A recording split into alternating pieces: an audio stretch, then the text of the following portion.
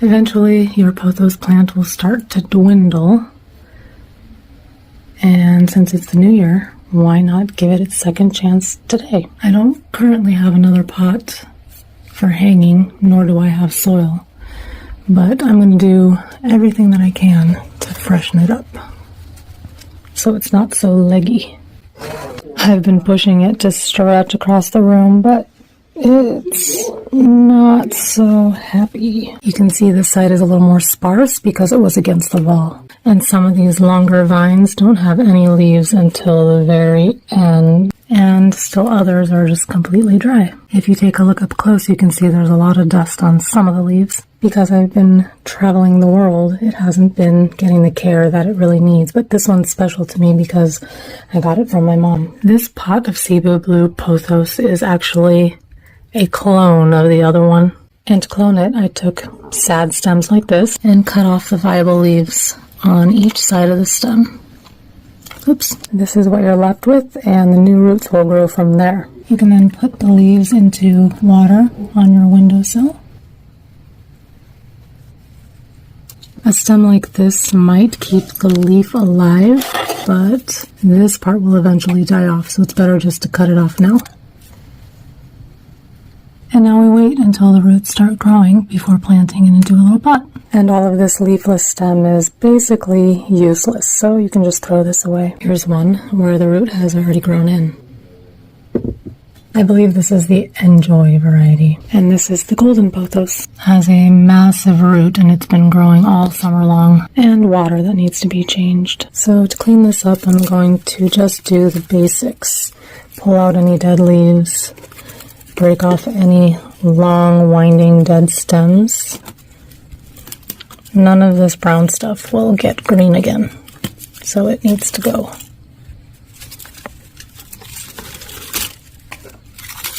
It is pretty tangled, but since these were so sparse, I'm going to skip detangling and try to cut just below a leaf if the stem has one, which this one doesn't. I'm going to take that stem all the way down to a node, the closest to the soil. This stem is yellowing, but it's also looped back in there, going somewhere over here to a leaf. Let's see if I can pull it out.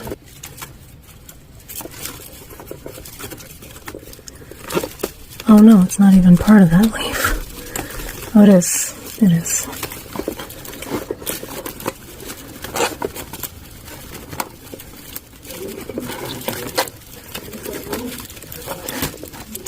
There we go.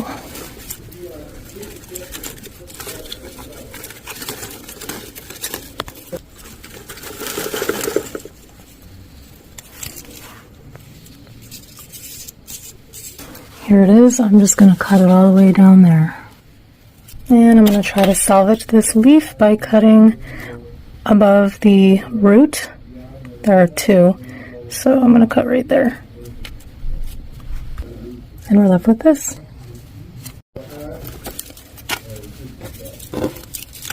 These are super crunchy. Absolutely no life left in these. Just like my nails.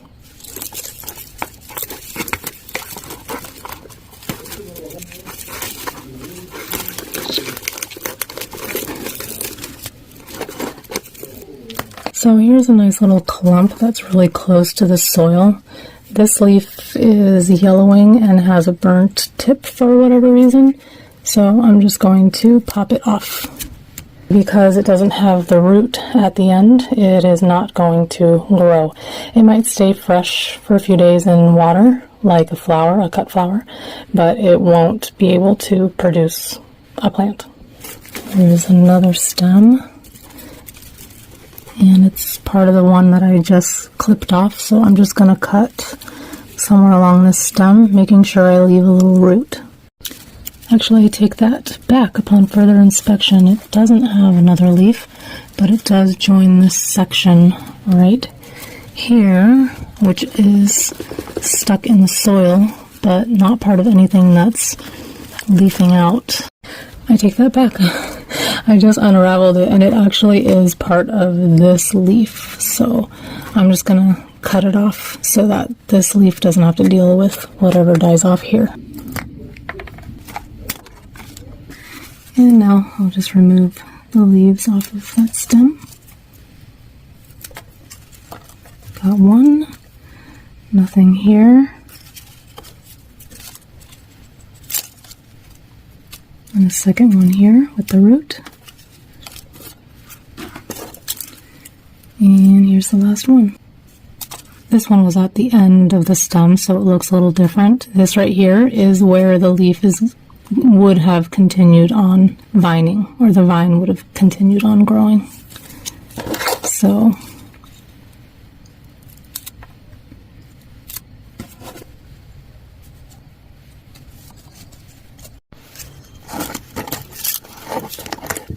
this little chunk is wrapped up among these other vines that are rooted into the soil. But this piece really isn't doing much, and you can tell it's like shriveled. And the other part of it is vining over here somewhere among those vines. I'm going to cut above this root and then pull that out.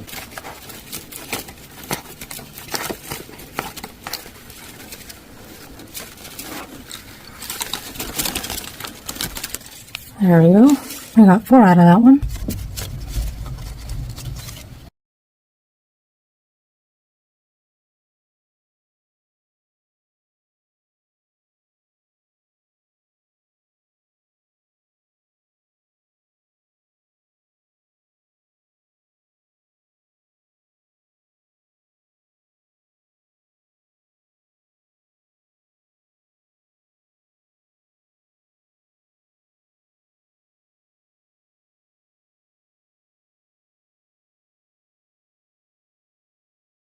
So it's coming along. It is starting to get dark outside. Also, it's snowing.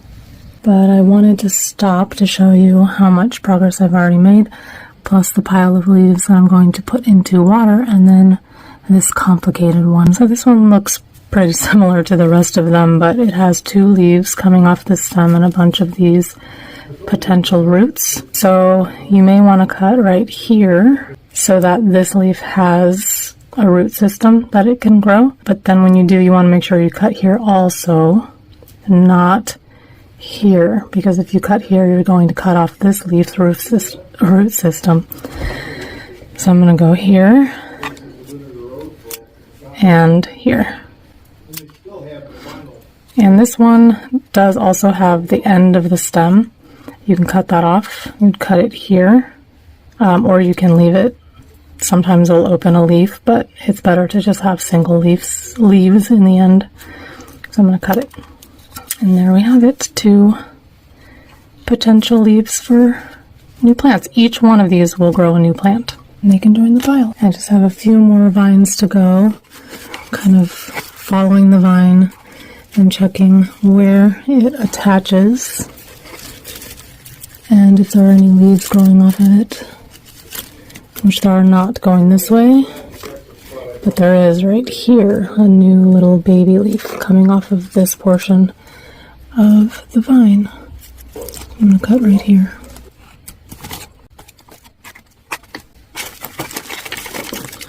And we have a couple leaves to cut off at the end. Actually, there's 3.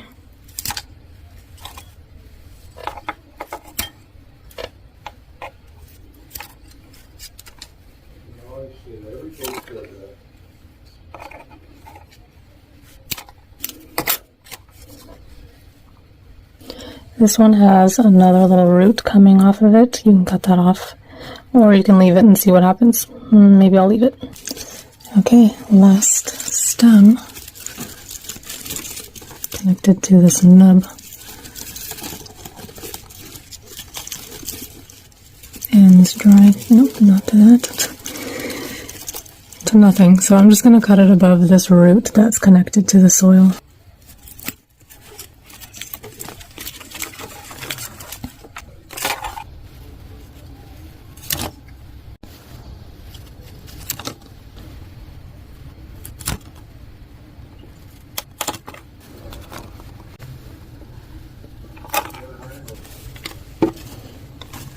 And there it is so far. Here's all the trash. You can just scoop all that up and then wipe it onto the floor. Just kidding. I did find a vine that had a yellow leaf, and this one I'm just going to throw away because it is not viable. There's a few more little dry stems in here that can be popped off. And it's making some funky moves like this. So I'm going to detangle it.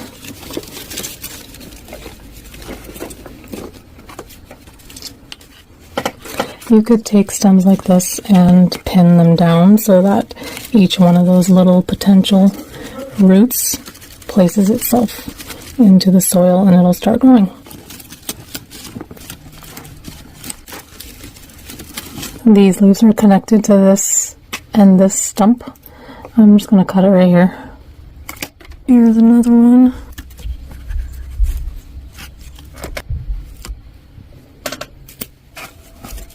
So this longer stem reaches down to this spot right here.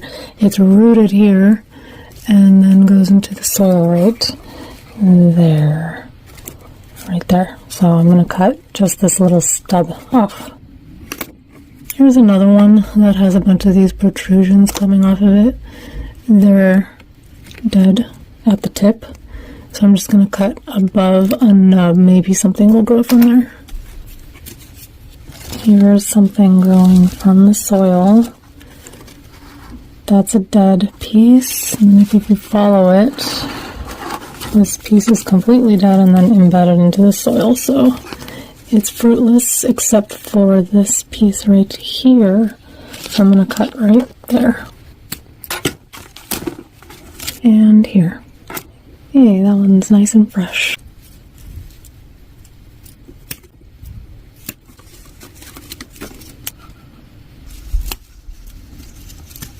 Possible that these may have produced something, but I'm giving this plant a fresh start, and once the ones I put in there have rooted, I'll plant them in here. This one is connected to this over here, so I'm just going to cut here, and that way it's not a drag, and this one can be free to grow.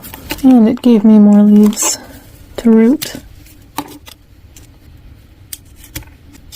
Always check for the root. There's a little tiny one, I think, right there. Maybe not, but I'm going to cut below that one just in case.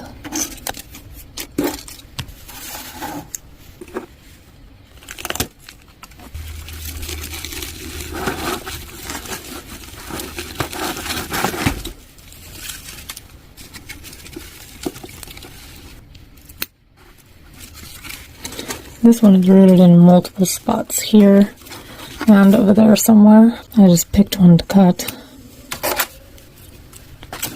But it's still rooted, so I'm just going to leave it, see what happens. So as I said earlier, ideally you would transplant it. There are little gnats that grow in the top layer of the soil. So you could do a mix of hydrogen peroxide and water. Pothos do like to have bound roots, so just make sure you clean off the dust from the leaves so it can breathe.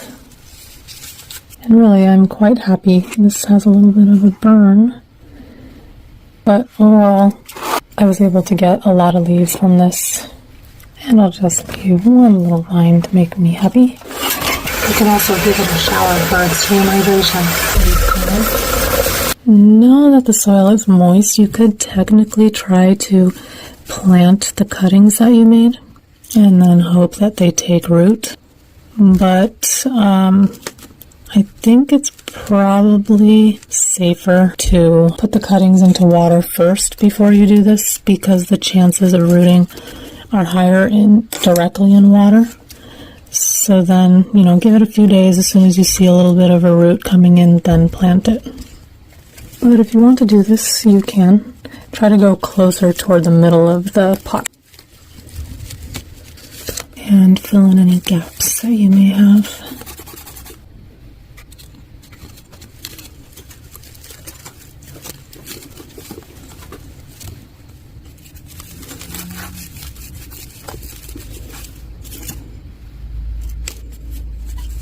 Oops.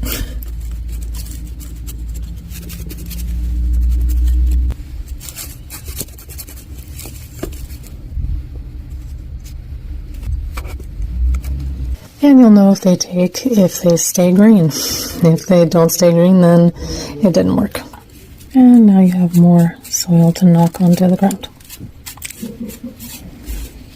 The one caveat for rooting in water is that if you keep them in here for too long, they will get used to it and they will prefer the water over the soil.